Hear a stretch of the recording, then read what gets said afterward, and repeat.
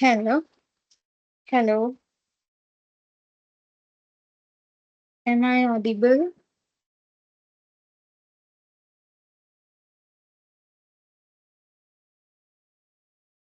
Hello,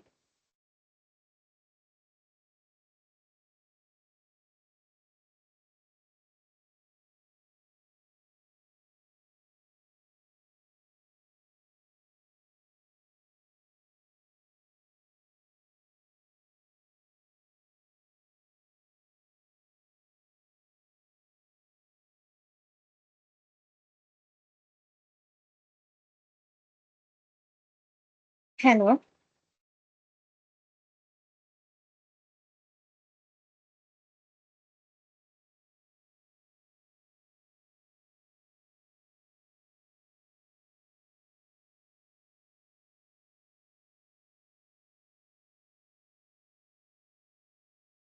Okay, let's start the session.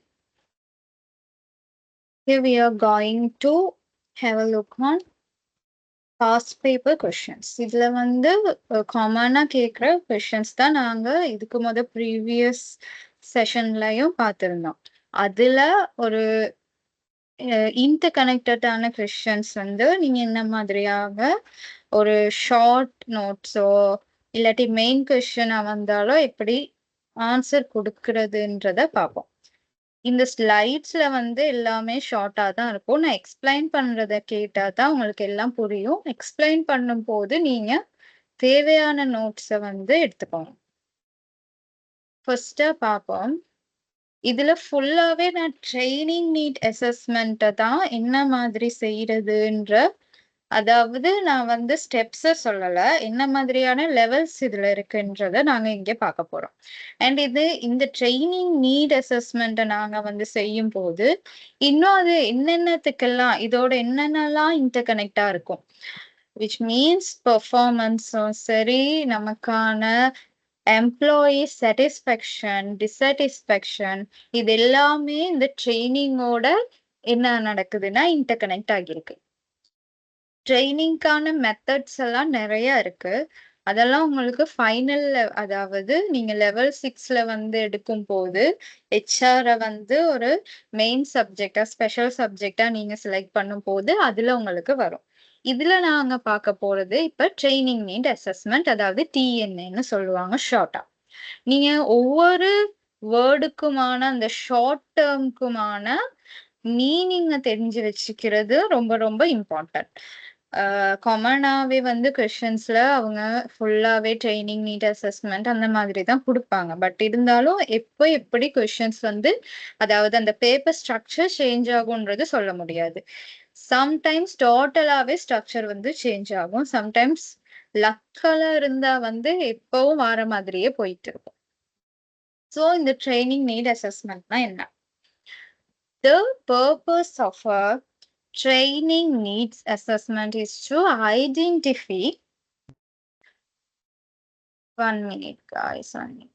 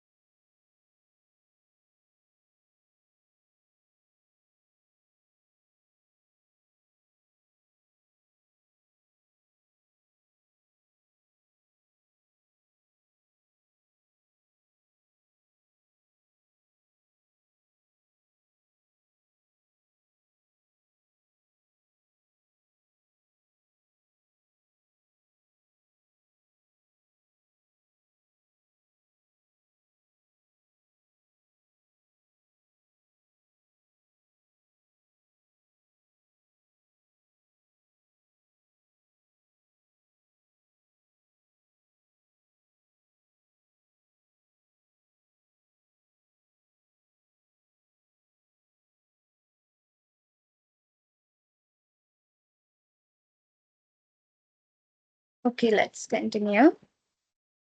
Okay, training need assessment. The purpose of a training needs assessment is to identify performance requirements and the knowledge, skills, and abilities needed by the workforce to achieve the requirements. So, என்னது training நீடுன்றது வந்து நம்மளுடைய இப்ப காமனா நாங்க வந்து ஒரு கம்பெனிய எடுத்து பார்த்தோம்னா, அதுல ஒர்க் பண்ற ஒர்க் போஸ்ட் உடைய அந்த நாலேஜ், ஸ்கில்ஸ், அபிலிட்டி எல்லாம் போதுமானதா இருக்கா? அவங்களுக்கான அந்த பெர்ஃபார்மன்ஸ குடுக்கறதுக்கு, அதாவது எதிர்பார்க்கப்படும் பெர்ஃபார்மன்ஸ வந்து அவங்க கிட்ட இருந்து எடுக்கிறதுக்கு. ஒரு பர்ட்டிகுலர் ஒரு பொசிஷன், ஜாப் பொசிஷன்ல இருக்கிற ஒரு ஆள். மேனேஜ்மென்ட் லெவலா இருக்கலாம், லோவர் லெவலா இருக்கலாம், டாப் லெவலா இருக்கலாம். எந்த லெவல்ல இருந்தாலும், அவங்க செய்யிற அந்த பொசிஷனுக்கான அவங்களுக்கான அந்த நாலேஜும், ஸ்கில்ஸும் அவங்க செய்யற பெர்ஃபார்மன்ஸுக்கு ஏற்புடையதா இருக்குதா? அப்படின்றத கண்டறிஞ்சாதான் என்ன நடக்கும்? அதுக்கேத்த மாதிரியான நாங்க ட்ரெய்னிங்க கொடுக்கலாம். ஓகே. இந்த பெர்ஃபார்மன்ஸ் ஓகே. இந்த பெர்ஃபார்மன்ஸோடயே போனா, இந்த பொசிஷனுக்கான டார்கெட்ட அச்சீவ் பண்ணலாம் அப்படின்னு இருக்கும்போது, அவங்களுக்கு வந்து இன்னும் சின்ன சின்ன ட்ரெய்னிங்ஸ் என்ன மாதிரியாக கொஞ்சம் அவங்க பெர்ஃபார்மன்ஸ அந்த குறிப்பிட்ட அந்த நேர அளவுக்குள்ள அத விடவும் கொஞ்சம் முன்னுக்கு முடிக்கிற மாதிரியாகவோ, அல்லது அத விட பெஸ்ட்டா சிறப்பா முடிக்கிற மாதிரியாகவோ தேவைப்படுற ட்ரெய்னிங்க குடுக்கலாம். இல்ல அவங்க பெர்ஃபார்மன்ஸே வந்து ரொம்ப வொர்ஸ்ட்டாவோ இல்லாட்டி பேக்வேர்ட்ஸ்ல இருக்குது. இப்போ உள்ள ட்ரெண்ட்ல இல்லன்னா, அதுக்கேத்த மாதிரியான ட்ரெய்னிங்ஸ வழங்கலான்றது தான் இந்த ட்ரெய்னிங் நீட் அசஸ்மென்ட். இப்ப நான் சொன்ன மாதிரி இந்த ட்ரெய்னிங் நீட் அசஸ்மென்ட் வந்து ஒரு பர்ட்டிகுலர் ஒரு குரூப்புக்கு மட்டும் செஞ்சா அந்த ஆர்கனைசேஷன் கோல அச்சீவ் பண்ணிட முடியுமா? இந்த கொஸ்டினுக்கு என்ன ஆன்சர்? சப்போஸ் முடியுமா இருந்தாலும், ஒரு ஆர்கனைசேஷன் கம்பெனியுடைய கோல்ங்கிறது அந்த என்டையர் கம்பெனிக்குமே வந்து ஒரு சேலஞ்ச். அப்படி இருக்கிற பட்சத்துல, இப்ப வந்து ஒரு ஒரு கம்பெனி வந்து டேட்டா என்ட்ரியோ அல்லது என்ன கஸ்டமர் சர்வீஸோ வந்து மெயினா வச்சு வொர்க் ஆகிட்டு இருக்குன்னு சொன்னா, அத செய்யற அந்த டீமுக்கு மட்டுமே நாங்க வந்து இந்த ட்ரெய்னிங் நீட் அசஸ்மென்ட்ட யூஸ் பண்ணி அத தெரிஞ்சு கொள்றதுல ஏதாவது ஒரு என்ன சொல்றது? ஸ்கோப் இருக்கா? முடியுமா? அந்த கம்பெனி கோல அச்சீவ் பண்றதுக்கு ஒரு பர்ட்டிகுலர் அதாவது நான் சொல்றேன் 2 எக்ஸாம்பிள்ல டேட்டா என்ட்ரி பார்ட்டோ அல்லது கஸ்டமர் சர்வீஸ் பார்ட்டோ நீங்க எடுத்தீங்கன்னா, அதுக்காக வொர்க் பண்றவங்க யாரா இருப்பாங்க? Lower level. அதாவது ஃப்ரண்ட் லைன்ல இருந்து வொர்க் பண்ணிட்டு இருப்பாங்க. அவங்க ஜஸ்ட் அவங்க என்னது ஒரு வொர்க் ஃபோர்ஸ் தான். இப்ப அவங்களுக்கான நாங்க வந்து ட்ரெய்னிங்க மட்டும் குடுக்குறதன் மூலமா டார்கெட்ட அச்சீவ் பண்ணிறலாமா? இந்த கேள்விக்கு என்ன ஆன்சர்? நாட் அட் ஆல் அப்படின்னு சொன்னா, முழுமையா அது வந்து சரின்னு நாங்க சொல்ல முடியாது. காரணம் என்ன? அவங்க வொர்க் பண்றதுக்கு ஒரு பேக்போனா யார் இருப்பா? அவங்களுடைய சூப்பர்வைசரோ அல்லது அந்த கம்பெனியுடைய டாப் லெவல் மேனேஜரோ. இப்ப கம்பெனின்னு எடுத்தாலுமே, ஒவ்வொரு கம்பெனி இருக்கு. அதாவது ஒரு ஸ்மால் ஸ்கேல் கம்பெனின்னு இருக்கும். அல்லது லார்ஜஸ்ட் கம்பெனி இருக்கும். அல்லது மிடில்ல இருக்கிற கம்பெனிஸ் இருக்கும். இப்ப ஸ்மால் நாங்க எடுத்தோம்னு சொன்னா, அந்த கம்பெனியுடைய டாப் லெவல் மேனேஜ்மென்ட் வந்து எப்படி வொர்க் ஆகும்னு சொன்னா, லோவர் லெவல் மேனேஜ்மென்ட் அதாவது லோவர் லெவல் எம்ப்ளாயியோட ரொம்ப ஒரு கனெக்ஷன்ல இருப்பாங்க. டைரக்ட்டா கனெக்ட் ஆவாங்க. என்ன ஒரு இஷ்யூ வந்தாலும் டைரக்ட்டா அவங்களுக்கான அந்த ரெகக்னிஷனோ சரி, அல்லது பனிஷ்மென்ட்டோ சரி, எல்லாமே டைரக்ட்டா இருக்கும். ரெகக்னிஷன்னாலும் அந்த அளவு ஹைப்ல இருக்கும். பனிஷ்மென்ட்னாலுமே டைரக்ட்டா ரொம்ப ஒரு அ பாதிப்பை ஏற்படுத்தக்கூடிய மாதிரி ரொம்ப ஒரு ஹார்ஷாவே இருக்கும். ஏன்னா, அது வந்து டைரக்ட் கனெக்ஷன் இருக்கும் ஸ்மால் ஸ்கேல்ல எப்பவுமே. ஒரு எக்ஸாம்பிள்க்கு சொல்லப்போனா, ஒரு அ வால்சேல் ஷாப் ஒரு சின்ன ஒரு வால்சேல் ஷாப் எடுத்தீங்கன்னா, அங்க உள்ள வொர்க்கர்ஸ் யாரா இருப்பாங்க? செல்லிங் செல்லிங் டிபார்ட்மெண்ட், செல்லிங் டீம்ன்னு ஒருத்தங்க இருப்பாங்க. அப்ப அவங்களுக்கும் அந்த டாப் லெவலுக்குமான கனெக்ஷன் எப்படி இருக்கும்? ரொம்ப டைரக்ட்டாவே கனெக்ட் ஆகியிருக்கும். அப்ப அந்த மாதிரியான ஒரு அ ஆர்கனைசேஷன் எடுக்கும்போது, ட்ரெய்னிங் வந்து என்ன நடக்கும்? ட்ரெய்னிங் நீட் அசஸ்மென்ட் செய்றது என்ன நடக்கும்ன்றது வந்து, அ அந்த குறிப்பிட்ட அந்த செல்லிங் டிபார்ட்மெண்ட்டுக்கான ட்ரெய்னிங்க நாங்க செய்றோம் அப்படின்னு இருந்தா, அவங்களுக்கான ஸ்கில் நாலேட்ஜ குடுக்குறது வந்து அங்க ரொம்பவும் சிம்பிளான ஒரு விஷயமா இருக்கும். ரீசன் என்னன்னு சொன்னா, எல்லாமே இன்டர்கனெக்டட் அண்ட் குளோஸ்லி கனெக்டடா இருப்பாங்க. ஸோ, அது வந்து வேற ஒரு கைண்ட் ஆஃப் அ என்ன சொல்றது? ஸ்கேலா இருக்கும். பட் இப்ப நாங்க வந்து இதுவே லார்ஜஸ்ட் ஆர்கனைசேஷன் எடுக்கும்போது, நீங்க அந்த பர்ட்டிகுலர் டிபார்ட்மென்ட்க்கு மட்டும் ட்ரெயின் பண்றது சரியா? அப்படி ட்ரெயின் பண்ணா அவங்களுடைய அந்த ப்ராசஸ் மட்டும் ப்ராக்ரஸும் அதுக்கான ஒரு ஸ்பீட் மட்டும் கூடுமே தவிர, இதுக்கு அங்கிட்டு போறவங்க, அதாவது இவங்களுடைய அடுத்தபடியா அடுத்த நிலையில இருக்கிற எம்ப்ளாயீஸ், சூப்பர்வைசர்ஸ், மேனேஜர்ஸ் இவங்கலாம் என்ன செய்வாங்க? இவங்களோட பெர்ஃபார்மன்ஸ் வந்து குறைவா இருந்தா என்ன நடக்கும்? அதுக்கும் மேல உள்ள அந்த கோல அச்சீவ் பண்ண இயலாது. ஸோ இதுக்கு தான் வந்து PNங்கிறது ஒவ்வொரு லெவல்லயுமே வந்து இந்த ட்ரெய்னிங் நீட வந்து பாக்கும். அதுதான் இதுல மெயின். இப்ப நான் வந்து சொல்லும்போது உங்களுக்கான எக்ஸாம்பிள வந்து கொடுத்துட்டே தான் சொல்லிட்டு இருக்கேன். அப்ப அத வந்து நீங்க நோட் பண்ணிட்டா தான், பர்ட்டிகுலரா ஒரு ஆர்கனைசேஷன் எடுத்து நேம மென்ஷன் பண்ணி நீங்க வந்து எக்ஸாம்பிள் குடுக்கலாம். அடுத்து பார்த்தா, "the assessment should address resources needed to fulfil organisational mission, improve productivity and provide quality products and services." So நான் வந்து இத எக்ஸ்பிளைன் பண்ணும்போது உங்களுக்கு சொல்லிட்டு தான் போயிருக்கேன். அதாவது இந்த கம்பெனிக்குன்னு ஒரு மிஷன் இருக்கும். அவங்களுக்குன்னு ஒரு ப்ராடக்ட் இருக்கும். அந்த ப்ரொடக்டிவிட்டிய வந்து நாங்க இன்கிரீஸ் பண்ணணும், இம்ப்ரூவ் பண்ணணும், என்ஹான்ஸ் பண்ணணும்ன்ற நேரம், நம்மளுக்கான அந்த குவாலிட்டி ப்ராடக்ட்ஸ் கிடைக்கணும்னு சொன்னா, ட்ரெய்னிங் நீட் அசஸ்மென்ட்ட வந்து ஒவ்வொரு லெவல்லயும் செஞ்சா தான் அதுக்கான பாசிபிலிட்டீஸ் வந்து கூட. நான் வந்து ஒரு லெவல்ல செஞ்சா பாஸ் கிடைக்காதுன்னு சொல்லல. பட் பாசிபிலிட்டீஸ் என்று பார்க்கும்போது, அது வந்து எல்லா லெவல்லயும் செய்யும்போது தான் உங்களுக்கு மேக்ஸிமம் கிடைக்கும். Training needs assessment, job satisfaction, and job performance are interconnected with each functions. As I said already. So நான் வந்து சொன்ன மாதிரி இந்த ட்ரெய்னிங் நீட வந்து நாங்க தெரிஞ்சுக்கிட்டா தான், ஜாப் சாட்டிஸ்ஃபேக்ஷன வந்து குடுக்க முடியும். அப்பதான் ஜாப் பெர்ஃபார்மன்ஸ் என்ன நடக்கும்? இன்கிரீஸ் ஆகும். ஸோ இது எல்லாமே வந்து ஒண்ணோட ஒண்ணு இன்டர் கனெக்டடா தான் இருக்கு. அண்ட்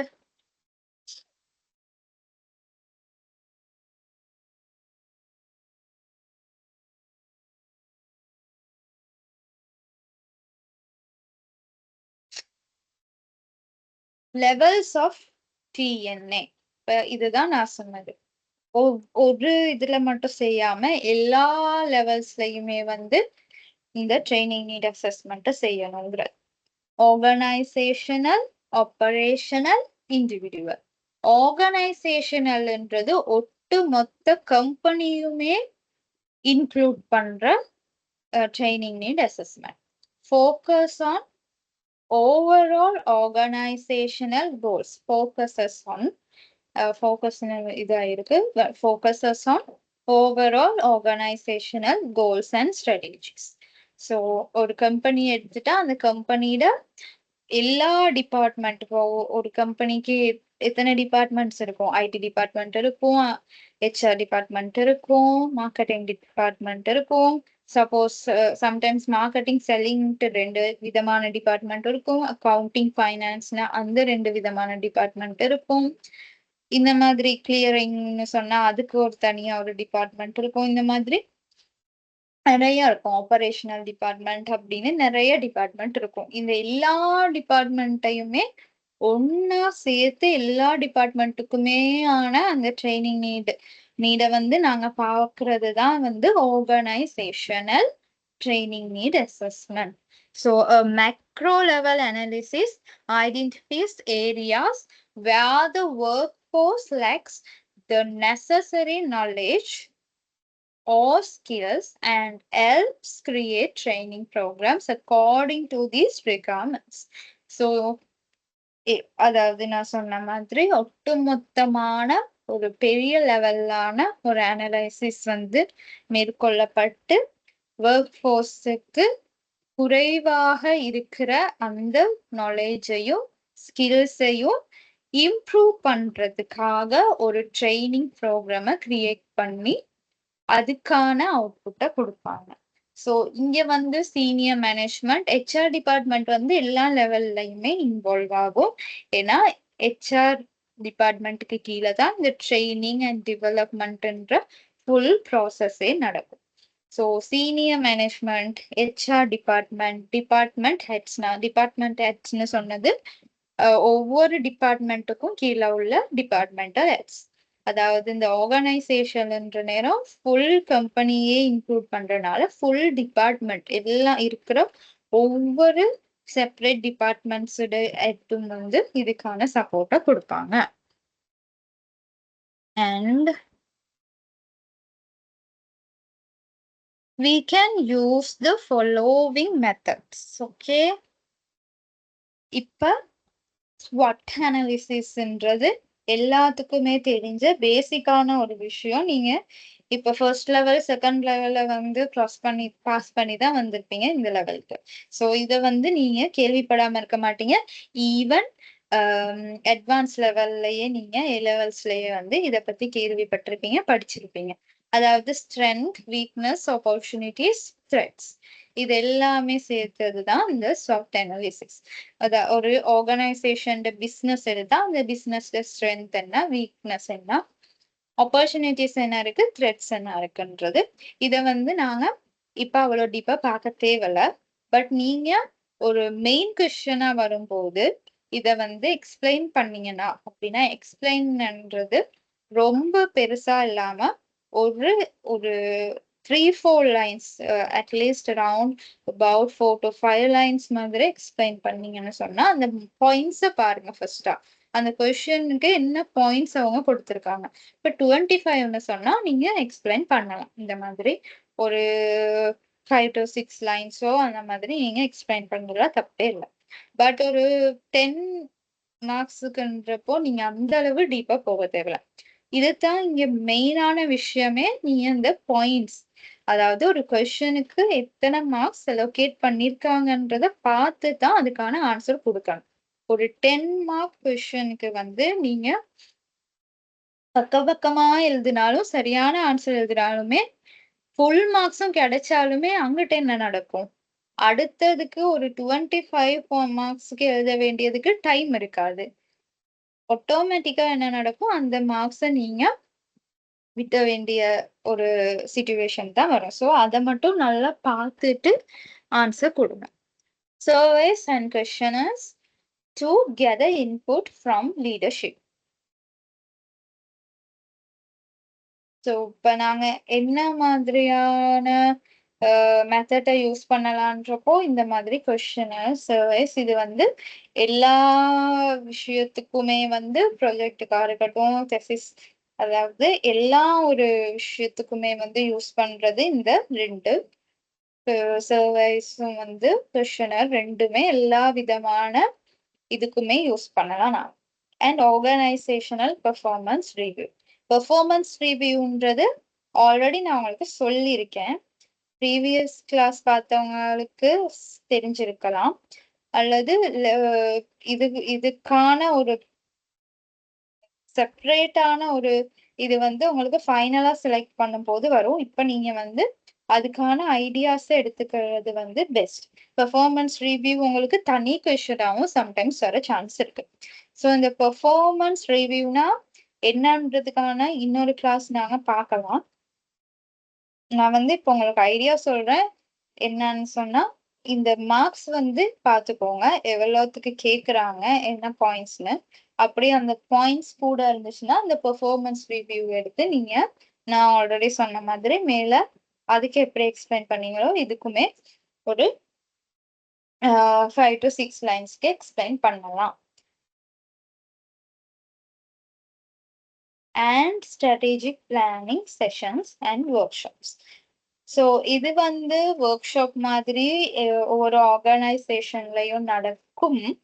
பட் என்னன்னு சொன்னா, எல்லா டிபார்ட்மெண்ட்டுக்கும் இந்த ஒர்க் ஷாப் நடக்குமா, ஸ்ட்ராட்டஜிக் பிளானிங் செஷன்ஸ் நடக்குமான்னு கேட்டா இல்ல. ஸ்ட்ராட்டஜிக் பிளானிங் செஷன்ஸ் வந்து மோஸ்ட்லி எல்லா கம்பெனிஸ்லயுமே வந்து பெருசா லோவர் லெவல் எம்ப்ளாயிஸ்க்கு கொடுக்கணும்ன்றத கேர் பண்ணிக்கொள்ள மாட்டாங்க. அவங்களுக்கு நடக்கிற சின்ன சின்ன மீட்டிங்ஸ்ல வந்து ஷேர் பண்ணுவாங்க. அவ்வளோ டீப்பா அது போகாது.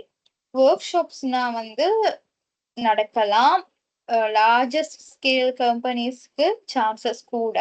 பட் ஸ்மால் ஸ்கேலா இருந்தா ஒரு அரௌண்ட் 10 to 11 எம்ப்ளாயிஸ் மாதிரி ரன் பண்றாங்களா இருந்தா அந்த மாதிரியான ஒர்க் ஷாப்ஸ் வந்து ரொம்பவே கம்மியா தான் இருக்கும். So examples of data collect. எப்படி இதுக்கான டேட்டாஸை கலெக்ட் பண்ணலாம்?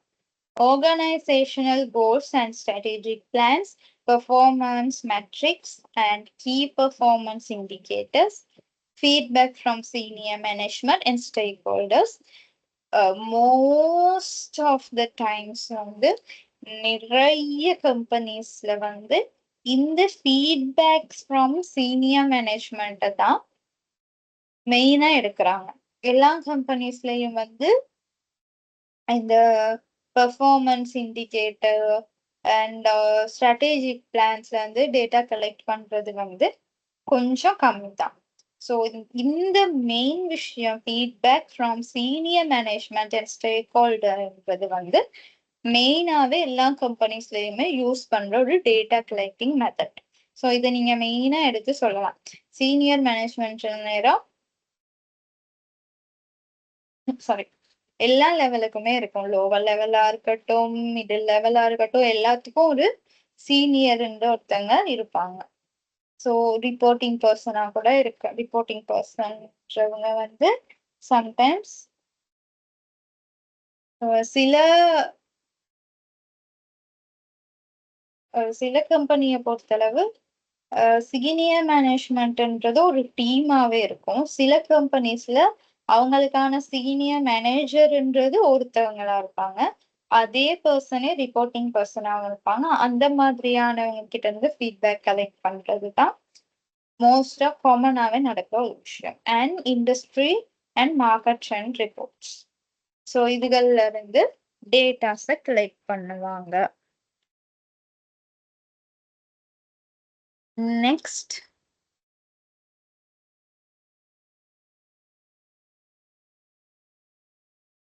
இது வந்து ஆப்பரேஷனல் லெவல்.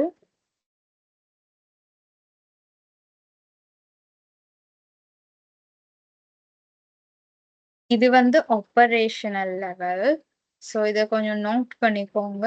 இங்க ஒரு சின்ன மிஸ்டேக் நடந்திருக்கு. Operational level.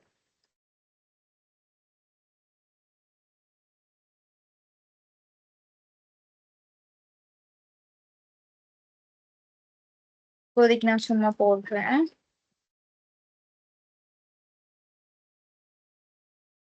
Okay.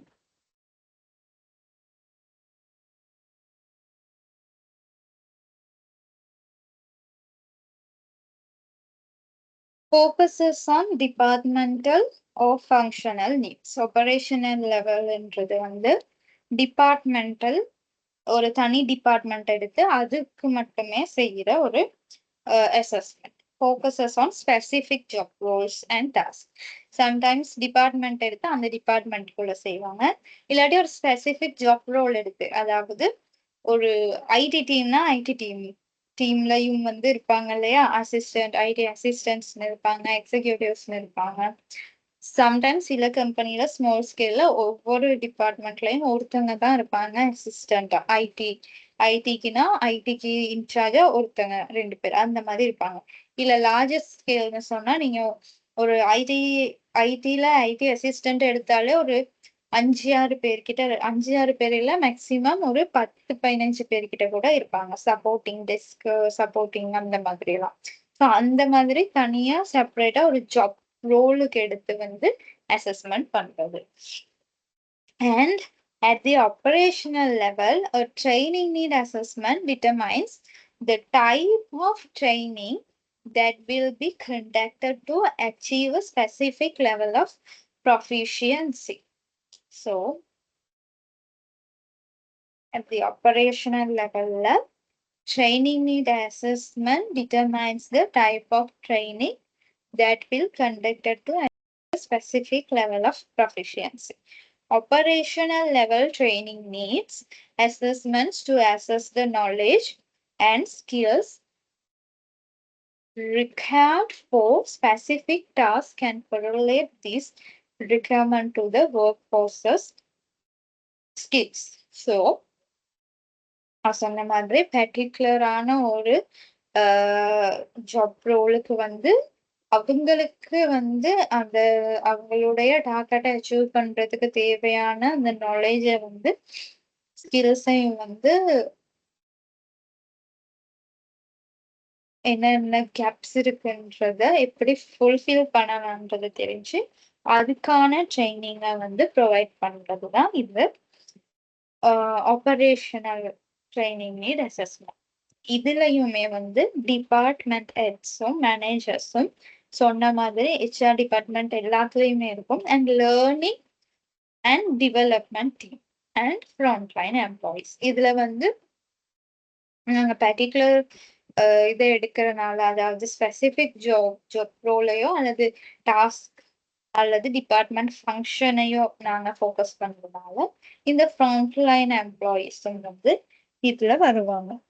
And learning and development டீமும் வரும். இதுக்காக நாங்க job task analysis, work flow analysis, performance review assessment, focus groups and interviews with employees and managers. So இந்த இன்டர்வியூஸ்ன்றது வந்து ஃபேஸ் டு ஃபேஸ் இன்டர்வியூஸா இருக்கலாம், அதுதான் மெயினா இருக்கும். அல்லது ஒரு டாக்குமெண்டரியா கூட இருக்கலாம். டாக்குமெண்ட் ஒன்று ப்ரொவைட் பண்ணி ஒரு ஃபார்ம் ஒன்று ப்ரொவைட் பண்ணிட்டு சர்வே டைப்ல இருந்த அதாவது ஃபார்மை நாங்க கொடுக்கறோன்றதுக்காக அது கொஸ்டினரோ அந்த மாதிரி இல்லாம ஒரு இன்டர்வியூ மெத்தட்ல போகும். இது வந்து அவ்வளோ இதா செய்யறது இல்ல. பட் ஒர்க் லோட் கூட இருக்கும் போது அந்த ஒவ்வொருத்தரையும் செப்பரேட்டா எடுத்து இன்டர்வியூன்ற மெத்தட்ல போறதுக்கு பதிலா இந்த மாதிரி ஒரு மெத்தட்டையும் வந்து அவங்க யூஸ் பண்றதுக்கான சான்சஸ் இருக்கு. ஸோ பெர்ஃபார்மன்ஸ் ரிவ்யூன்றதும் ஏற்கனவே சொன்ன மாதிரி ஒவ்வொரு டாஸ்க்குமான பெர்ஃபார்மன்ஸ் ரிவ்யூவை வச்சு கூட என்ன மாதிரியான இம்ப்ரூவ் ஆகியிருக்கான்றத நாங்க தெரிஞ்சு கொள்ளலாம். இம்ப்ரூவ் ஆகிலாட்டி என்ன மாதிரியான ட்ரைனிங் கொடுக்கறதன் மூலமா இம்ப்ரூவ் பண்ணலாம். அதாவது நாங்க ஸ்பீடை வச்சு சொல்லணும்னு சொன்னா டேட்டா என்ட்ரியா இருக்கலாம், அல்லது ஒரு கவுண்டிங்ல வந்து ஒரு ஷீட்டை டெலி பண்றதா இருக்கலாம், அதுக்கான ஸ்பீடா இருக்கலாம், அல்லது வேர்ட் டைப்பிங் ஸ்பீடா இருக்கலாம். இதுகள் வந்து பெர்ஃபார்மன்ஸ் என்ன மாதிரியா இருக்குன்றத பார்த்துட்டு அதுக்கேத்த மாதிரி செய்யலாம். ஜாப் டாஸ்க் அனாலிசிஸ்ன்றது என்ன மாதிரியான டாஸ்க் வந்து அதுல இருக்கு, அந்த டாஸ்க்கு என்ன மாதிரியான நாலேஜ் வேணும், என்ன மாதிரியான ஸ்கில்ஸ் வேணும். இப்ப வந்து ஒரு ஐடி அசிஸ்டன்ட்டுக்கான டாஸ்க் என்னதுன்னு பார்த்தா அதாவது ஃபுல் கம்பெனில உள்ள ஒவ்வொரு டிபார்ட்மெண்ட்டுக்குமே வந்து ஐடி ரிலேட்டட் வந்து சப்போர்ட் கொடுக்கறது. ஒரு ஹார்ட்வேர் சைடா இருக்கலாம், சாஃப்ட்வேர் சைடா இருக்கலாம், எதுனாலும் வந்து சப்போர்ட் ஒன்று கொடுக்குறது. ஸோ அந்த மாதிரியான டாஸ்க்கு என்ன மாதிரியான நாலேஜும் ஸ்கில்ஸும் தேவைன்றதை பார்த்து அதுக்கான ஒரு ட்ரைனிங்கை ப்ரொவைட் பண்ணலாம். இப்போ வந்து நாங்க ஒரு ஸ்பெசிஃபிக் டாஸ்க் எடுக்கும் போது அந்த ஸ்பெசிஃபிக் டாஸ்க்ல இருக்கிற எல்லாத்துக்குமே வந்து அதாவது ஒரு 5-6 பேர் இருக்காங்கன்னு சொல்லுவோமே, எல்லாத்துக்குமே வந்து ஒரே மாதிரியான ட்ரைனிங் தான் வந்து தேவைப்படும். அந்த ட்ரெய்னிங்ட அளவு, அதாவது அவங்களோட பெர்ஃபார்மன்ஸ்ட அளவ பொறுத்து வந்து வேறுபடலாம். பட் எல்லாத்துக்கும் ஒரே மாதிரியான ட்ரெய்னிங் தான் வந்து தேவைப்படும். ஸோ இந்த மாதிரி நாங்க ஆப்பரேஷனல் வைஸ் வந்து நாங்க ஒரு ட்ரெய்னிங்க குடுக்கும்போது, அது ஆர்கனைசேஷனல விட கொஞ்சம் ஈஸியான ட்ரெய்னிங்கா ஈஸியா வந்து தெரிஞ்சு அந்த அசஸ்மென்ட் அனாலிசிஸ் வந்து தெரிஞ்சு கொள்ளக்கூடிய மாதிரி இருக்கும். ஸோ இதுல எப்படி டேட்டா கலெக்ட் பண்ணுவாங்கன்னு சொன்னா, பர்ட்டிகுலர் ஜாப் தானே பர்ட்டிகுலர் ஒரு ஜாப் ரோலுங்கிறதால ஜேடி அதாவது ஜாப் டிஸ்கிரிப்ஷன். இந்த ஜாப் டிஸ்கிரிப்ஷன பத்தி எல்லாம் நான் வந்து ப்ரீவியஸ் செஷன்ல வந்து ரொம்பவே கிளியரா உங்களுக்கு சொல்லிட்டேன். ஸோ இப்ப வந்து நான் ஜேடின்னு என்னன்னு உங்களுக்கு தனியா சொல்ல வேண்டிய அவசியமே இல்ல. ஸோ அந்த ஜாப் டிஸ்கிரிப்ஷன்ல வந்து பார்த்துட்டு என்னென்ன டாஸ்க் இருக்குன்னு அதுல டீட்டெயில்டா கிளியரா குடுத்துருப்பாங்க. ஸோ அதுக்கேத்த மாதிரி நாங்க அதுல இருந்து டேட்டாவ கலெக்ட் பண்ணி, இந்த ஜாப் டாஸ்க் எல்லாம் வந்து அ செய்யக்கூடிய மாதிரி இந்த பர்ட்டிகுலர் பெர்சன் இருக்காரா? இல்லாட்டி அதுக்கான பெர்ஃபார்மன்ஸ இன்கிரீஸ் பண்றதுக்கு நாங்க ஏதாவது ட்ரெய்னிங் வந்து ப்ரொவைட் பண்ண வேண்டி இருக்குமா? அப்படிங்கிறத பார்ப்போம். Job evaluation reports, employee feedback, process efficiency matrix வந்து இதெல்லாம் நான் ஆல்ரெடி உங்களுக்கு எக்ஸ்பிளைன் பண்ண விஷயங்கள் தான். ஸோ எம்ப்ளாயி ஃபீட்பேக்ன்றது வந்து நாங்க வந்து எம்ப்ளாயீஸ் கிட்ட இருந்தே கலெக்ட் பண்ணலாம். இல்லாட்டி அவங்களுடைய சீனியர்ஸ் கிட்ட இருந்து கலெக்ட் பண்ணலாம். ஓகேயா? அடுத்தது இண்டிவிஜுவல். இண்டிவிஜுவல்ன்ற நேரம் எல்லாத்துக்கும் தெரிஞ்சிருக்கும். தனியா ஒரு எம்ப்ளாயிக்கு தேவையான ஒரு at an individual level, a training needs assessment analyzes how every employee performs in their job role. It gives you a complete picture of employee performance and whether their performance meets the expected standards. So இது நான் சொன்ன மாதிரி தனித்தனியா எம்ப்ளாயீஸ்க்கு வந்து என்ன மாதிரியான அவங்களுடைய job ரோலுக்கான performance வந்து அவங்க அவுட்புட் வந்து சரியா மேக்ஸிமம் கொடுக்குறாங்களா? அப்படிங்கிறத பார்க்குறது. ஸோ இதுலயும் வந்து employees, immediate supervisors, HR department, L and D டீம்ன்றது learning and development team. So இதெல்லாம் வந்து இன்க்ளூட் ஆகி இருக்கும். அண்ட் மெத்தட்ஸ் வந்து self assessments, personal development plan, one on one interview and performance appraisal. இந்த 360 டிகிரி ஃபீட்பேக்ன்றதும் நான் ப்ரீவியஸ் செஷன்ல வந்து உங்களுக்கு கிளியரா எக்ஸ்பிளைன் பண்ணியிருப்பேன். ஸோ அப்படி இல்லாட்டி வந்து நான் ஃபைனல் லெவல்ல இருப்பேன் கொடுத்துருப்பேன். அது வேணா உங்களுக்கு நெக்ஸ்ட் லெவல்ல வந்து அதாவது நெக்ஸ்ட் செஷன்ல வந்து உங்களுக்கு இன்க்ளூட் பண்ணலாம். பட் நான் ப்ரீவியஸ் செஷன்ல வந்து இதை எக்ஸ்பிளைன் பண்ணியிருக்கேன்ட்டு நினைக்கிறேன். And skills assessments and competency evaluations. So இந்த மெத்தட்ஸ் எல்லாம் வந்து இண்டிவிஜுவலா ட்ரைனிங் நீட் அசஸ்மெண்ட் செய்யும் போது யூஸ் பண்றது. எப்படி டேட்டா கலெக்ட் பண்றாங்கன்னா, individual performance review, employee career கோல்ஸை வச்சு வந்து நாங்க செய்யலாம். Feedback from peers and supervisors, results from skill assessments and competency test. ஓகேயா? இப்ப இது மூணுமே வந்து இண்டிவிஜுவல்ன்றது வந்து ரொம்ப ஈஸி. அதுக்கு ஒரு எக்ஸாம்பிள் கொடுக்கணும்னு சொன்னா, நீங்க ஒரு பர்ட்டிகுலர் அதாவது சிம்பிள். நான் ஃபர்ஸ்டா ஆர்கனைசேஷன் சொல்லும் போது அந்த ஒட்டுமொத்த என்டையர் கம்பெனிஸ்லயுமே உள்ள ஒவ்வொரு டிபார்ட்மெண்ட்ல உள்ள ஒவ்வொரு ஜாப் ரோல்ஸ்ல இருந்து எல்லாமே வரும் அந்த ஆர்கனைசேஷன் லெவல்ல. ஈவன் டாப் லெவல்ல இருக்க எல்லாத்துக்குமே வரும். ஓகேயா? இதே ஆபரேஷனல்னு வரும்போது என்ன, ஒரு டிபார்ட்மெண்ட் அல்லது ஒரு ஃபங்க்ஷன், ஒரு ஸ்பெசிபிக் டிபார்ட்மெண்ட். ஐடினா ஐடி மட்டும், ஃபைனான்ஸ்னா ஃபைனான்ஸ் மட்டும், அக்கவுண்டிங்னா அக்கவுண்டிங் மட்டும், அந்த மாதிரி. ஈவன் ஹெச்ஆர்னா ஹெச்ஆர் டிபார்ட்மெண்ட் மட்டும், அந்த மாதிரி. ஆர் அது இல்லாம நாங்க ஜாப் ரோல்ஸ் மெயினா வச்சு எடுக்கலாம். அப்படின்னா இப்ப ஐடி எடுத்தோம்னா ஐடில வந்து ஐடி அசிஸ்டண்டா, இந்த ஐடி அசிஸ்டன்ட்ல வந்து ஒரு 10 பேர் இருக்காங்களா அவங்களுக்கு. இல்ல எக்ஸிக்யூட்டிவ்ஸா, அப்ப அதுல ஒரு 10 பேர் 11 பேர் இருக்காங்களா அவங்களுக்கு. இந்த மாதிரியான ஆப்பரேஷனல் ட்ரெய்னிங்ன்றது நமக்கு எப்ப வந்து சரியா வரும்? அந்த மிடில் ஸ்கேல் அந்த மாதிரியான கம்பெனிஸ்க்கு வந்து சரியாகும். லார்ஜ் ஸ்கேலுக்கும் சரியாகும். பட் இந்த ஸ்மால் ஸ்கேல்ல வந்து ஆப்பரேஷனல் லெவல்ன்னு நாங்க எடுக்கும்போது, ஜஸ்ட் வந்து ஒருத்தங்க 2 பேர் இருப்பாங்க.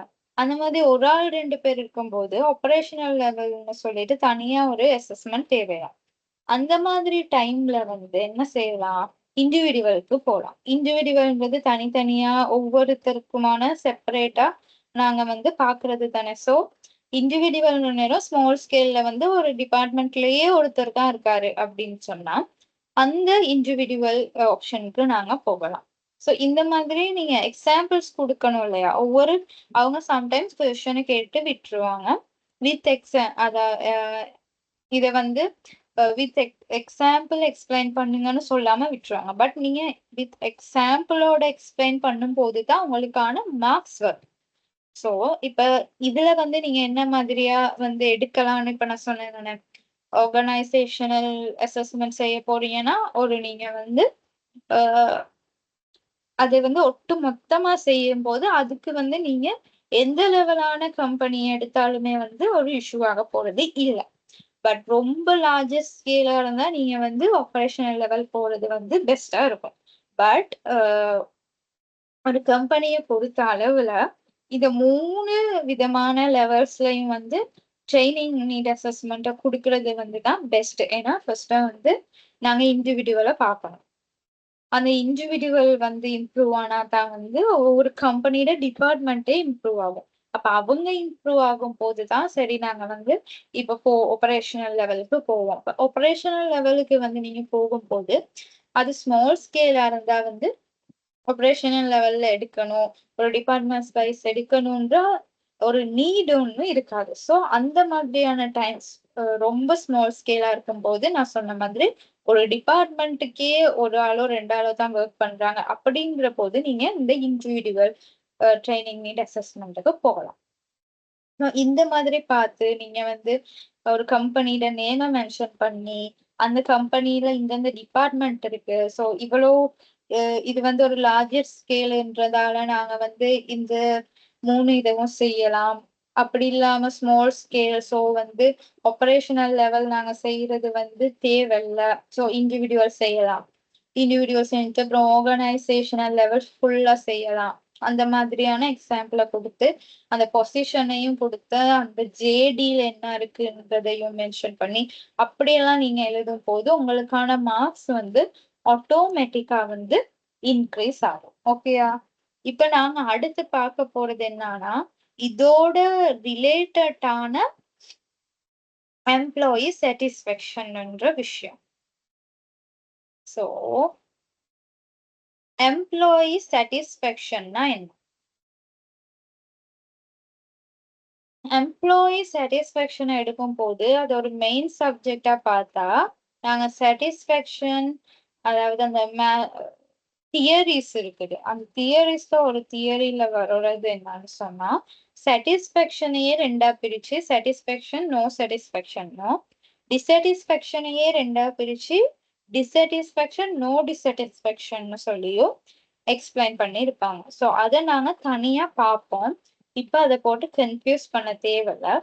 இப்ப இது ஒரு எம்ப்ளாயி சாட்டிஸ்ஃபேக்ஷன்றது ஒரு ஷார்ட் நோட்ஸ்க்கோ அல்லது ஒரு 10 மார்க்ஸ்க்கோ அப்படி வரும்போது, நாங்க என்ன மாதிரி எழுதலாம்னு பார்ப்போம். அல்லது வந்து அவங்க கேட்கலாம், இந்த டிஸ்சாட்டிஸ்ஃபேக்ஷனுக்கான ரீசன் என்ன? சாட்டிஸ்ஃபேக்ஷன இம்ப்ரூவ் பண்றதுன்னா எப்படி பண்ணலாம்? அப்படின்னு பிராக்டிகலா ஒரு கொஸ்டின் கேட்கறாங்கன்னு வைப்போம். அதுக்கு என்னலாம் நாங்க வந்து எப்படியெல்லாம் ஆன்சர் எழுதலாம்னு பார்ப்போம். ஸோ இது வந்து நான் வந்து பிராக்டிகலா வந்து உங்களுக்கு எக்ஸ்பிளைன் பண்றதுக்கான எடுத்த ஒரு பாயிண்ட். அதுக்கப்புறம் உங்களுக்கு வந்து நீங்க ஸ்டடி மெட்டீரியல பார்த்தீங்கன்னு சொன்னா, உங்களுக்கு அதுல வந்து எக்ஸாக்ட்டா எல்லாமே வந்து குடுத்திருப்பாங்க. எல்லாமே ஒவ்வொரு பாயிண்ட் ஃபார்ம்லயும் குடுத்திருப்பாங்க. ஸோ அத நீங்க ரீட் பண்ணீங்கன்னா, நான் நெக்ஸ்ட் செஷன்ல உங்களுக்கு இதுக்கு வந்து செப்பரேட்டா பெரிய ஒரு கொஸ்டினுக்கு வரும்போது, நீங்க எப்படி ஆன்சர் பண்ணணும்னு சொல்லும்போது உங்களுக்கு ஈஸியா இருக்கும். இப்ப நான் வந்து பிராக்டிகலா எப்படி இதுக்கான ஆன்சர் கொடுக்கலாம், ஒரு ஷார்ட் நோட் வந்தாலோ அல்லது ஒரு சிம்பிளா ஒரு பாயிண்ட்ஸ்க்கு இந்த கொஸ்டின் வரும்போதோ எப்படி கொடுக்கலாம்ன்றத பார்ப்போம். Employee satisfaction is the level of happiness an employee feels for his or her job. Employee satisfaction is an essential aspect of any business or organization. When employees are happy and satisfied with the management and work culture, they put their best effort to make the company successful. So இதுல என்ன கிளியரா தெரியுதுன்னா, employee வந்து சாட்டிஸ்ஃபேக்ஷனோட work பண்ற நேரம் மட்டும்தான் அவங்களுக்கான performance வந்து இன்க்ரீஸ் ஆகும், நல்லா பெர்ஃபார்ம் பண்ணுவாங்க. ஸோ அந்த டைம்ல என்ன நடக்கும்னு சொன்னா ஆட்டோமேட்டிக்கா கம்பெனி கோலும் வந்து அச்சீவ் பண்ணக்கூடிய மாதிரி இருக்கும். அதுக்கு என்ன செய்யணும்னா மேனேஜ்மெண்ட் வந்து சரியான முறையில செயல்படும். அந்த ஒர்க் கல்ச்சரும் வந்து எம்ப்ளாயீஸ்க்கு சப்போர்ட்டிவான முறையில இருக்கணும். அண்ட் அவங்களுக்கான ரெகக்னிஷன் கிடைக்கணும். அதோட அவங்களுக்கான நாலேஜும் ஸ்கில்ஸும் அந்த ஒர்க் பிளேஸ்ல இம்ப்ரூவ் ஆகுற மாதிரி இருக்கணும். ஸோ இதெல்லாம் இருந்தா தான் எம்ப்ளாயி சாட்டிஸ்ஃபேக்ஷன் ஆகும். எம்ப்ளாயி சாட்டிஸ்ஃபேக்ஷன் ஆனா தான் என்ன நடக்கும், பெர்ஃபார்மன்ஸ் இன்க்ரீஸ் ஆகும். இப்போ எம்ப்ளாயி சாட்டிஸ்ஃபேக்ஷன் வந்து இருக்கா இல்லையான்றதை எப்படி தெரிஞ்சுக்கொள்ளலாம், இந்த ட்ரைனிங் நீட் அசஸ்மெண்டால தெரிஞ்சுக்கொள்ளலாம். ட்ரைனிங் நீடுன்ற விஷயம் வந்து நாங்க செய்யற நேரம் என்ன நடக்கும்னா, ட்ரைனிங் தேவையா இல்லையான்றத மட்டும் பார்க்க மாட்டாங்க. அது செய்யும் போது ஆட்டோமேட்டிக்கா ஒரு எம்ப்ளாயி எப்படி ஃபீல் பண்றாங்க அந்த பர்டிகுலர் ஜாப் ரோலுக்கு, அந்த எம்ப்ளாயி என்ன மாதிரி ஃபீல் பண்றாங்க, அந்த ஒர்க் என்வைரன்மெண்ட்ல அவங்க சாட்டிஸ்ஃபேக்ஷனோட இருக்காங்களா, இல்லாட்டி ஒரு ஹார்ட் டஃப் பார்ட் அவங்களுடைய ஒர்க் லைஃப்ல வந்து ரன் ஆகிட்டு இருக்கான்றதும் இந்த ட்ரைனிங் நீட் அசஸ்மெண்ட்ல தெரிய வரும். ஸோ அப்படி தெரிய வரும் போது தான் அது சரி செய்யறதுக்கான ஒரு சிச்சுவேஷனை நாங்க கிரியேட் பண்ண முடியும். ஒரு ட்ரைனிங் இப்ப வந்து ட்ரைனிங் கொடுக்கறதன் மூலமா கூட அந்த ஒரு சிச்சுவேஷனை நாங்க இல்லாமக்கலாம். ஒரு எக்ஸாம்பிளுக்கு பார்த்தா, ஒருத்தங்களுக்கு வந்து லாங்குவேஜ் பேரியர் இருக்குன்னு சொன்னா அவங்களால அந்த லாங்குவேஜால மட்டும், அந்த லாங்குவேஜ் இஷ்யூவால மட்டும்தான் கம்யூனிகேட் பண்ண முடியல, கோவர்க்கர்ஸோட கம்யூனிகேட் பண்ண முடியலன்னு சொன்னா லாங்குவேஜுக்கான ட்ரைனிங் அவங்களுக்கு கொடுக்கலாம். ஸோ லாங்குவேஜுக்கான ட்ரைனிங் கொடுக்கறது மட்டும் இல்லாம கோவர்க்கர்ஸும் இவங்களோட எப்படி கொலாபரேட் ஆகி ஒர்க் பண்ணலாங்கிறதுக்கு அவங்களுக்கும் ஒரு ட்ரைனிங் ப்ரொவைட் பண்ணலாம். ஸோ இந்த மாதிரி பேலன்ஸ் ட்ரைனிங் வந்து 2 சைடுமே கொடுக்கும் போது அங்க உள்ள ஒரு கன்ஃப்ளிக்டான ஒரு சிச்சுவேஷன் வந்து சால்வ் ஆகும், கொஞ்சமாவது ரிடியூஸ் ஆகும். அப்படி ஆகும்போது அவங்களுக்கான சாட்டிஸ்ஃபேக்ஷன் லெவல் கொஞ்சம் இன்க்ரீஸ் ஆகும். அது போக போக அப்படியே மேக்ஸிமம் சாட்டிஸ்ஃபேக்ஷன் ஆகும், அதோட பெர்ஃபார்மன்ஸும் இன்க்ரீஸ் ஆகும். ஸோ இங்க பார்ப்போம் இப்ப key reasons for employee dissatisfaction. ஏன் டிசாட்டிஸ்ஃபேக்ஷன் ஆகுறா? ஸோ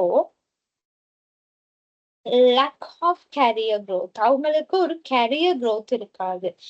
நாங்க ஒரு கம்பெனில பர்டிகுலர் டிபார்ட்மெண்ட் எடுத்தா அந்த பர்டிகுலர் டிபார்ட்மெண்ட்ல ஒரு பொசிஷனுக்காக மட்டுமே அலோகேட் பண்ணி வச்சிருப்பாங்க சில கம்பெனிஸ்ல.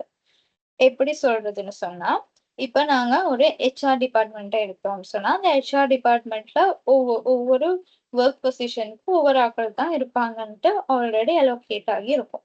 HR assistant, executive, senior manager and head of department இருக்காங்கன்னு வைப்போம்.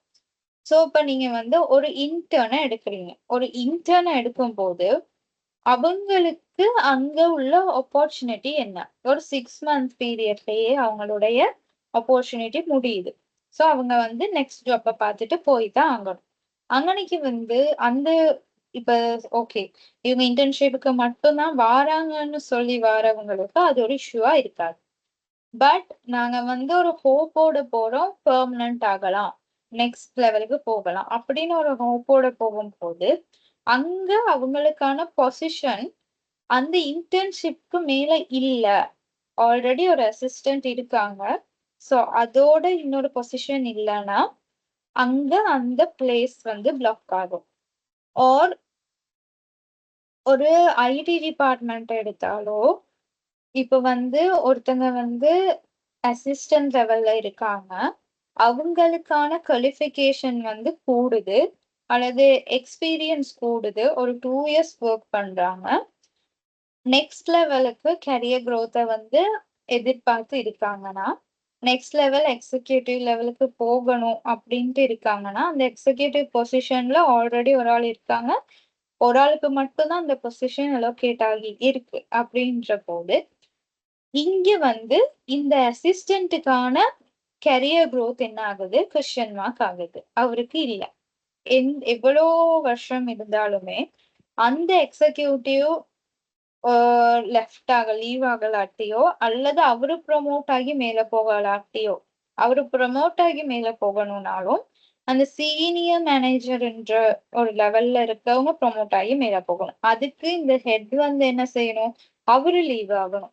சோ இந்த மாதிரி ஒரு ஸ்மால் ஸ்கேல் கம்பெனி எடுத்தா, இந்த மாதிரி இஷ்யூ எப்படியுமே இருக்கும். ஏன்னா அவங்க வந்து அலோகேட் பண்ணியிருக்க பொசிஷன் அவ்வளோதான். அவங்களுக்கான அந்த சேலரி டார்கெட் அதெல்லாம் அந்த ஒரு சர்க்கிள்குள்ள தான் இருக்கும்.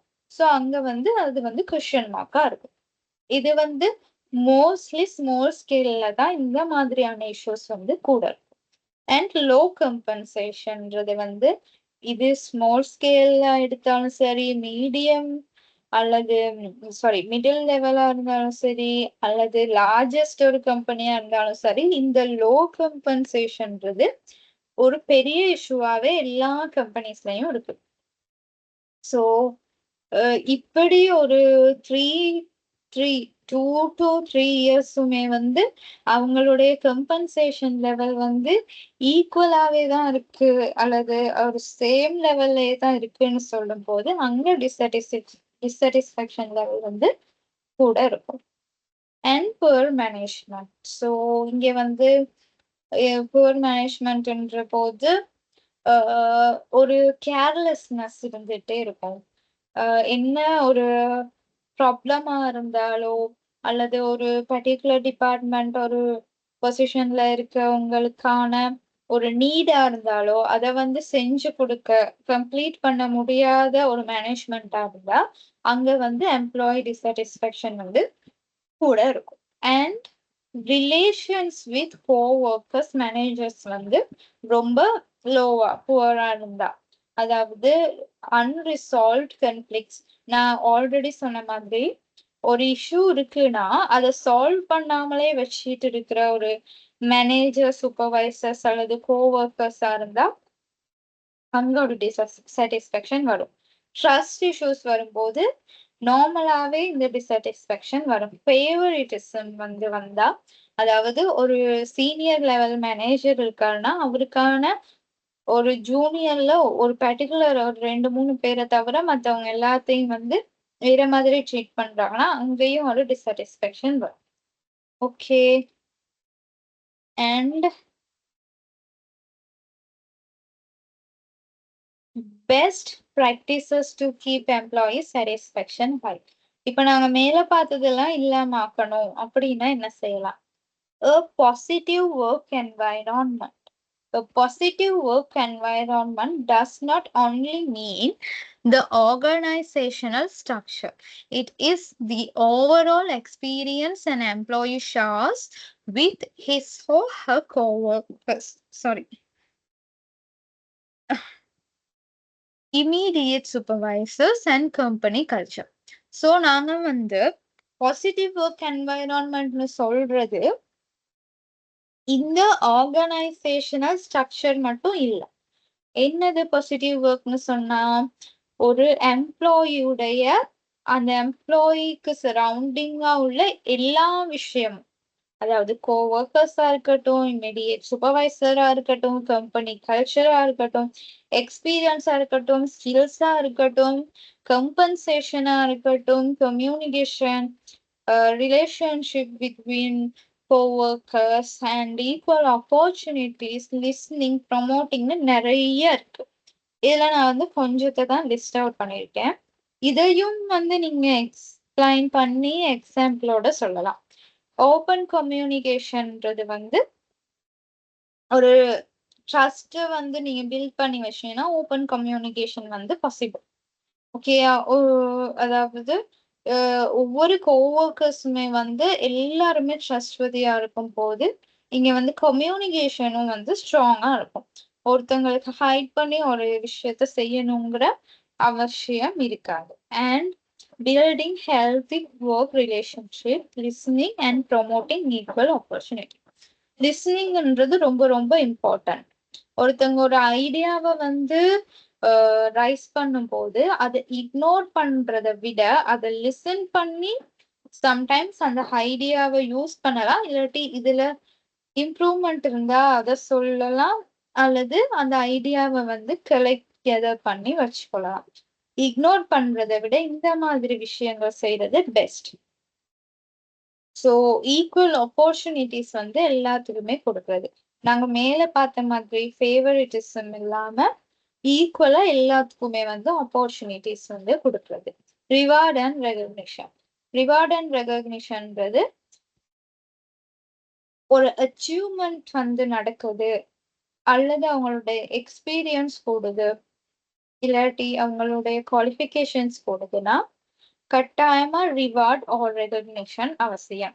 அப்படி இல்லாம எதையுமே கண்டு கொள்ளாம இருந்தாங்கன்னா ஒரு 5 இயர்ஸ் ஒர்க் பண்ற ஒரு எம்ப்ளாயீஸ்க்கும் நியூவா ஜாயின் பண்ற எம்ப்ளாயீஸ்க்கும் அதே ட்ரீட் தான், அதே மாதிரியே தான் போயிட்டு இருக்கு அப்படின்னா அங்க 5 இயர்ஸா ஒர்க் பண்ண எம்ப்ளாயீஸ் வந்து ஃபெடப் ஆகிருவாங்க. டிசாட்டிஸ்பேக்ஷன் ஆட்டோமேட்டிக்கா வந்துடும். ஸோ அவங்களால வந்து எவ்வளவுதான் பெர்ஃபார்ம் பண்ணாலும் நமக்கு ஆன ரெகக்னிஷன் வந்து கிடைக்கலன்றப்போ அவங்க பெர்ஃபார்ம் பண்ண அவங்களுக்கு தோணாது, ஆட்டோமேட்டிக்காவே தோணாது. இது போதுங்கிற மாதிரி தான் தோணும். ஸோ இங்க வந்து ரிவார்டும் ரெகக்னிஷனும் ரொம்ப ரொம்ப important. And work-life balance helps employees to balance their professional and personal lives. Balancing work-life in today's world is quite challenging and many a time can become burdens. So yes, இந்த மாதிரியான current சிச்சுவேஷன்ல work life வந்து balance பண்றது ரொம்ப ரொம்ப ஹார்டான விஷயமா இருக்கு. Specially ஃபீமேல்ஸ்க்கு ரொம்ப ரொம்பவே ஒரு சேலஞ்சிங்கான விஷயம். ஸோ இங்க வந்து இதுக்கான ஒரு என்ன சொல்றது, இதுக்கு கூட ட்ரைனிங் ப்ரொவைட் பண்றதன் மூலமா கூட இதை வந்து ரிடியூஸ் பண்ணலாம், அல்லது அதுக்கான ஒரு என்வைரன்மெண்ட் கிரியேட் பண்ணி கொடுக்கறதன் மூலமா இதை வந்து நாங்க பேலன்ஸ் பண்ணலாம்.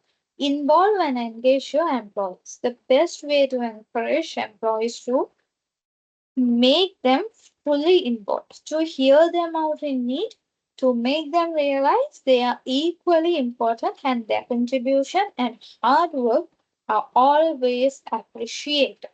ஸோ இது நான் ஆல்ரெடி சொன்ன மாதிரி ஒரு எம்ப்ளாயியை லிசன் பண்ணி அவங்கள ஃபுல்லா இன்வால்வ் பண்ண வச்சு அவங்களுக்கான டாஸ்கை வந்து நாங்க சேலஞ்சிங்கா கொடுத்து அவங்களுக்கான அப்ரிசியேஷனை கொடுக்கும் போது, அதாவது அந்த ஃபேவரட்டிசம்னு சொன்னேன் இல்லையா, டிசாட்டிஸ்பேக்ஷன்ல அது இல்லாம ஆக்குறது தான் இது. ஓகேயா? நான் சொன்ன மாதிரியே இங்க வந்து எல்லாமே ஒன்னோட ஒண்ணு இன்டர் கனெக்டட். ஸோ உங்களுக்கு ஆன்சர் கொடுக்கறது ரொம்ப ரொம்ப சிம்பிளா இருக்கும். ஒரு சாப்டர் படிச்சீங்கனாலே இன்னொரு சாப்டருக்கான ஆன்சர் அதுல இருந்து வரும். Employee well-being. So employees who do not emphasize employees' physical, emotional, psychological, and financial well-being build an inefficient workforce. So yes, இங்க வந்து நாங்க ஒவ்வொரு எம்ப்ளாயீஸ்டையும் வந்து இமோஷனல் பிசிக்கல், சைக்காலஜிக்கல்னு ஈவன் ஃபினான்ஷியல் வந்து நாங்க வந்து கம்பெனிஸ்ல வந்து சப்போர்ட் பண்றாங்க தான் இப்ப. பட் நான் சொல்றது வந்து இமோஷனல், சைக்காலஜிக்கல்ன்ற எல்லாமே ஒரு ஹெல்த் இஷ்யூ வந்தாலுமே அவங்களுக்கான ஒரு இன்சூரன்ஸ் நாங்க ப்ரொவைட் பண்றோம். அல்லது நாங்க வந்து ஒவ்வொரு மந்த் எண்டோ சரி, வீக் எண்டோ சரி, மீட்டிங்ஸ்லயோ சரி லஞ்ச் ப்ரொவைட் பண்றோம்.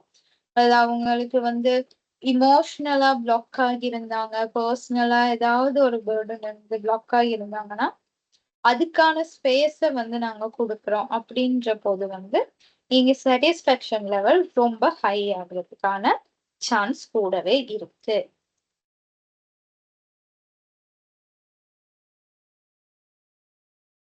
இப்ப வந்து an organization must focus in management training to provide managers with regular training on leadership skills, communications, performance, management, etc. So இது வந்து என்னன்னா, எப்படி ஒரு ஹெல்த்தியான ஒர்க் என்வைரன்மெண்ட்ட வந்து ரன் பண்ணலாம்? எப்படி ஒரு எம்ப்ளாயிய வந்து சாட்டிஸ்ஃபேக்ஷனா வச்சுக்கொள்ளலாம்? அல்லது எப்படி ஒருத்தங்களோட பெர்ஃபார்மன்ஸ இன்க்ரீஸ் பண்ணலான்றதுக்கான எல்லாத்துக்குமான ஆன்சர் வந்து இந்த 3 பாயிண்ட்லயும் நான் இன்க்ளூட் பண்ணியிருக்கேன். ஸோ இதுல வந்து நாங்க ட்ரெய்னிங்ன்றத வந்து ரெகுலரா வந்து ப்ரொவைட் பண்ணணும். அதாவது most important leadership, communication, performance. இந்த 3 விஷயமும் வந்து ரொம்ப ரொம்ப இம்பார்ட்டன்டான ஒரு விஷயம் மேனேஜரியல் லெவலுக்கு. ஸோ இத வந்து ப்ரொவைட் பண்ணும்போது என்ன நடக்கும்னா, ஆட்டோமேட்டிக்கா அவங்களுக்கு கீழ உள்ளவங்களும் வந்து ஆ பெர்ஃபார்மன்ஸ இன்க்ரீஸ் பண்றதுக்கான சான்ஸ் இருக்கும். ஏன்னு சொன்னா, இந்த மேனேஜருக்கு நீங்க ட்ரெய்னிங் ப்ரொவைட் பண்ணும்போது, அவங்களுடைய பெர்ஃபார்மன்ஸ் லெவல் வந்து இன்க்ரீஸ் ஆகும். அந்த பெர்ஃபார்மன்ஸ் இன்க்ரீஸ் ஆனா, அவங்க வந்து அவங்களுடைய ஜூனியர் அதாவது அவங்களுக்கு கீழ இருக்க லெவல்ல உள்ள ஸ்டாஃப்ஸ், எம்ப்ளாயீஸோட வந்து ஒர்க் பண்ற அந்த பெர்ஃபார்மன்ஸ் வந்து ஒரு மேக்ஸிமம் கொடுப்பாங்க. அப்படி கொடுக்கும்போது என்ன நடக்கும்? ஆட்டோமேட்டிக்கா கீழ உள்ளவங்களும் வந்து மோட்டிவேட் ஆவாங்க. இந்த மோட்டிவேட் ஆகும்போது ஆட்டோமேட்டிக்கா என்ன நடக்கும்? பெர்ஃபார்மன்ஸ் கூடும். ஜாப் சாட்டிஸ்ஃபேக்ஷனும் வந்து கூடும். So address performance issues that proactively identify and either coach up or let go of disengaged, unproductive employees to improve the work experience for everyone. It demonstrates management's commitment to maintaining high standards, hiring the right leaders with the right competencies and traits to prevent unsatisfactory managers from being promoted or transferred into groups. So, இங்க வந்து நாங்க வந்து right லீடர்ஸ வந்து right காம்பிடன்சியோட அதாவது ஒரு சரியான level skills நாலேஜோட ஒரு லீடரை higher பண்ணணுங்கிறதும் வந்து முக்கியம்னு சொல்றாங்க. ஸோ நாங்க ஒருத்தங்களை ஹையர் பண்ணி அவங்கள ட்ரெயின் பண்ணி நான் உங்களுக்கு ஒரு பாயிண்ட்ல வந்து எக்ஸ்பிளைன் பண்ணியிருப்பேன். நல்ல ட்ரெயின்ட் ஆகி வர ஒரு நல்ல எக்ஸ்பீரியன்ஸ் நாலேஜ் ஸ்கில்ஸோட வர ஒரு எம்ப்ளாயி, ஒரு மேனேஜர் நாங்க அவங்களுக்கும் ட்ரைனிங் ப்ரொவைட் பண்ணணுமா அப்படிங்கிற ஒரு கொஸ்டின் வந்து வந்திருந்துச்சு. ஸோ இதுக்கான ஆன்சர் என்னன்னு சொன்னா எஸ். என்னதான் நாலேஜ் இருந்தாலும் ஸ்கில்ஸ் இருந்தாலும் ஒரு பர்டிகுலர் கம்பெனிக்கு வரும்போது அந்த கம்பெனி ப்ராடக்ட் பத்தின கம்பெனி சர்வீஸ் பத்தின ட்ரைனிங் வந்து கட்டாயம் அவசியம்.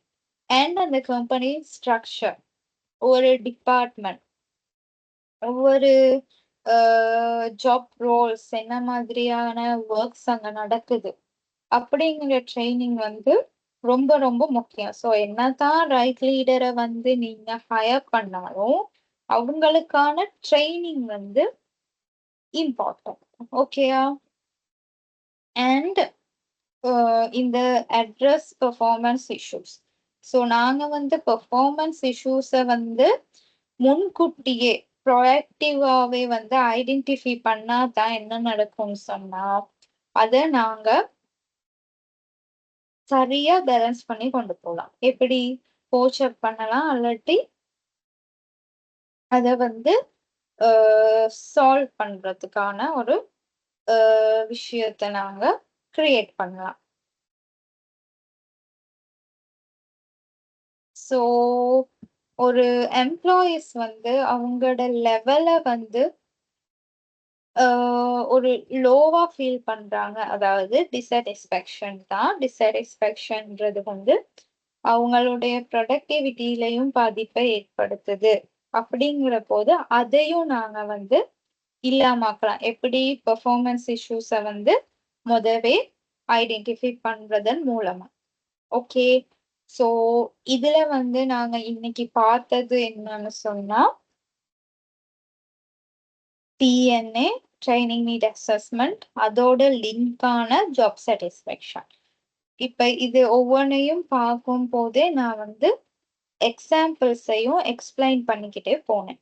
ஸோ எப்படியான எக்ஸாம்பிள்ஸ் கொடுக்கலாம், என்ன மாதிரியான மார்க்ஸ் வந்தா என்ன மாதிரியா அவுட்புட் கொடுக்கறது, அதாவது ஆன்சர் கொடுக்கறதுன்னு சொல்லியிருந்தேன். அண்ட் மோஸ்ட் இம்பார்ட்டண்டான விஷயம், இங்க எல்லாமே ஒன்னோட ஒன்று interconnected. Training need assessment இருந்தா வந்து ஜாப் சாட்டிஸ்ஃபேக்ஷன் இருந்தா பெர்ஃபார்மன்ஸ் கூடும். அண்ட் ஜாப் சாட்டிஸ்ஃபேக்ஷனுக்கு ரொம்ப தேவையானது மோட்டிவேஷன் வேணும்னா அதுக்கு தேவை ட்ரைனிங் நீட் அசஸ்மெண்ட். அப்பதான் என்ன மாதிரியான மோட்டிவ் வந்து எம்ப்ளாய்க்கு கொடுக்கலான்றத வந்து நாங்க வந்து ஐடென்டிஃபை பண்ணலாம். ஸோ இதெல்லாம் இங்க இம்பார்ட்டன்டான விஷயம். ஓகே. ஸோ நெக்ஸ்ட் நாங்க வந்து அடுத்து சில கொஸ்டின்ஸ்க்கு என்ன மாதிரியான ஆன்சர்ஸ் வந்து கொடுக்கறதுன்றதையும் வந்து நாங்க பார்ப்போம். ஸோ ஆல்ரெடி நான் வந்து மேனேஜ்மெண்ட்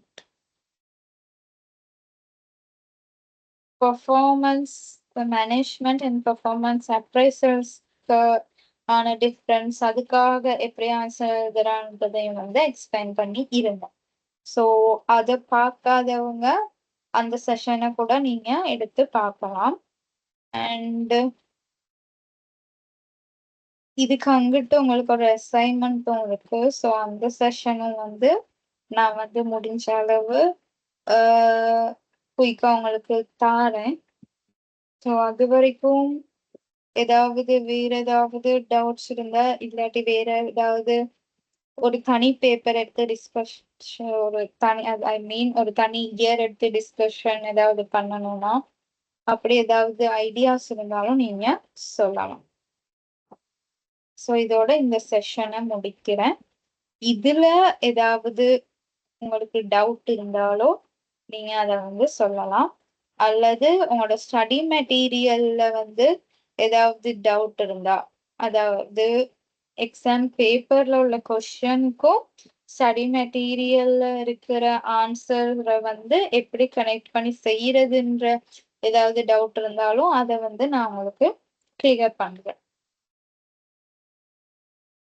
ஓகே, இப்போ நாங்க இந்த செஷனை எண்ட் பண்ணுவோம். தேங்க்யூ.